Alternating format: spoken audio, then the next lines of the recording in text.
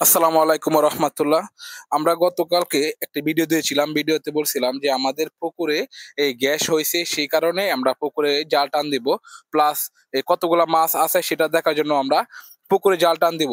কিন্তু জাল টান দেওয়ার পর আমরা যেটা দেখলাম সেটা হচ্ছে বিগ হেড একটা সিলভারের মতো একটা মাছ আছে, সেই মাছটা কিন্তু আমরা একটু পুকুরে একটু বেশি দিয়ে দিছি, আর সাথে হইতেছে ঘাস কাপ মাছটা আমরা একটু বেশি দিয়ে দিছিলাম, সেই কারণে আমরা এই কাবার বেশি লাগতেছে এবং অন্য মাছ আবার কম পাইতেছে। সেই কারণে আমরা প্রথম দিন জালটা টান দিয়া দেখে তারপরের দিন আমরা প্ল্যান করছিলাম যে এই আমরা আমরা এই পুকুরের থেকে কিছু বিগ হেড এবং ঘাস কাপ মাছ আমরা বিক্রি করে দিব। ঠিক একদিন পর সকাল এই ভোর 5টায় আমরা চলে আসলাম আমাদের পুকুরে এই মাছ ধরে নেওয়ার জন্য। আমরা পুকুরে প্রথমে এই জাল নামিয়ে টান দিয়ে দিলাম, তারপর আমরা এই শুধু বিগ হেড গুলা ধরে নিতেছি এবং সাথে ধরে নেব ঘাস কাপ গুলা।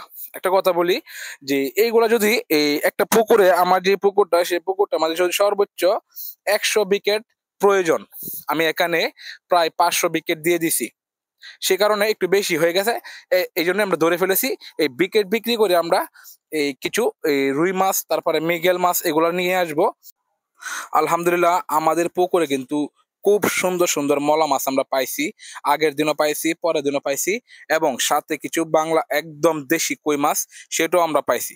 আমরা প্রথমে মাছগুলা নিয়ে একটা হাউজের মধ্যে রাখছি, যেহেতু আমরা প্রথমে এই সর্বপ্রথম আমরা আড়তে মাছ নিয়ে গেছি, তখন বাজে প্রায় ছয়টা ছয়টা প্রায় কি অথবা 5:30, এদিকে আমরা মাছ নিয়ে গেছি, চলে গেছি আড়তে, তখন কিন্তু আড়ত জমে নাই, কিন্তু একটু পর আস্তে আস্তে মানুষ চলে আসছে।